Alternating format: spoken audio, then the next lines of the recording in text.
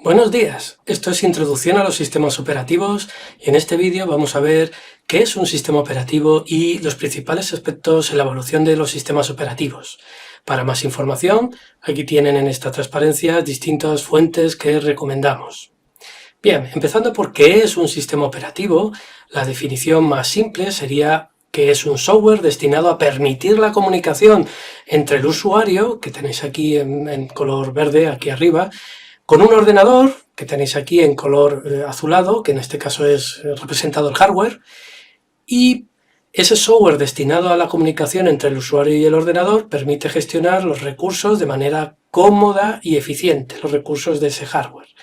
Por tanto, permite que la complejidad de ese hardware pues no tenga que tratarla el usuario no tiene por qué ir leyendo bloque a bloque de disco, preocupándose de los pines, etcétera, etcétera. Busca indicar qué quiere en alto nivel y el sistema operativo se encarga de traducirlo a pues, las acciones pertinentes en bajo nivel.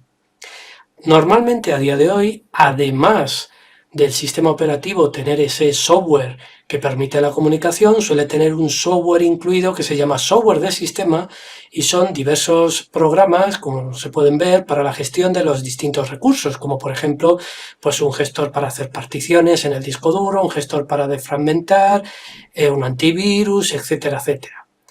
Junto con ello, lo que normalmente suele utilizar el usuario es adquirir o instalar software adicional que es software de aplicación, como pueden ser bases de datos, navegadores web, etcétera, etcétera. Todo ello supone el software en total que el usuario va a usar para sus distintas tareas.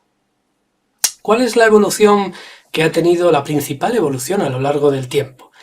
Aquí queremos destacar 4 avances más significativos. Primera generación en los años 50, la segunda en los 60, tercera a los 70 y cuarta generación de los 80 a la actualidad. La primera generación, pues se suele hablar de tubos de vacío y como se puede ver en esta foto, pues estamos hablando de computadores como el ENIAC. Eran computadores en su época grandes, comparados con los actuales eran lentos y sobre todo pues caros. Y sobre todo complicados de programar y depurar. ¿Qué es lo que teníamos en aquel entonces más parecido a sistema operativo?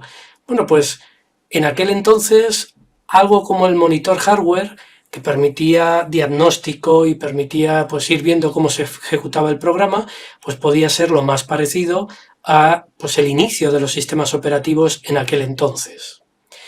En la segunda generación se pasa el procesamiento por lotes, en el cual pues estamos hablando de la introducción de transistores, estamos hablando de computadores más rápidos, más pequeños, más fiables, y la programación se hacía normalmente por tarjetas perforadas, como podéis ver en la foto.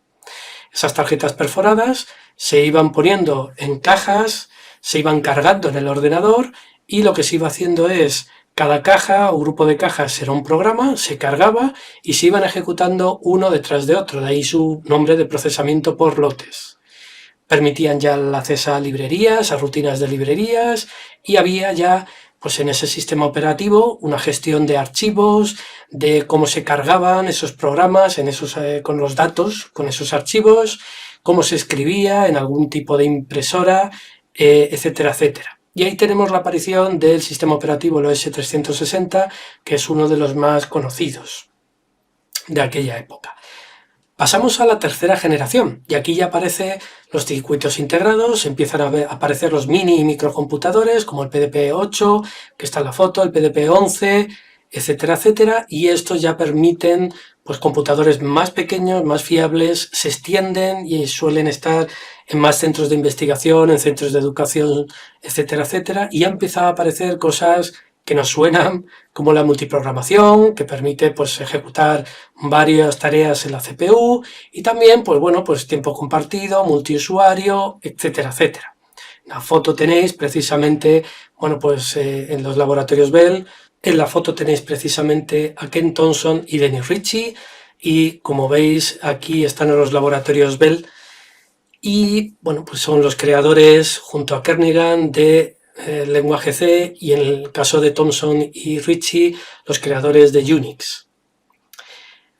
A partir de ahí, pues bueno, en los años 80, la cuarta generación supone por lo que sería ese IBM PC, ese proyecto de tener un ordenador en cada casa, esos ordenadores personales, la aparición ya de lenguajes como Smalltalk, C++, Java, etcétera, etcétera, Python.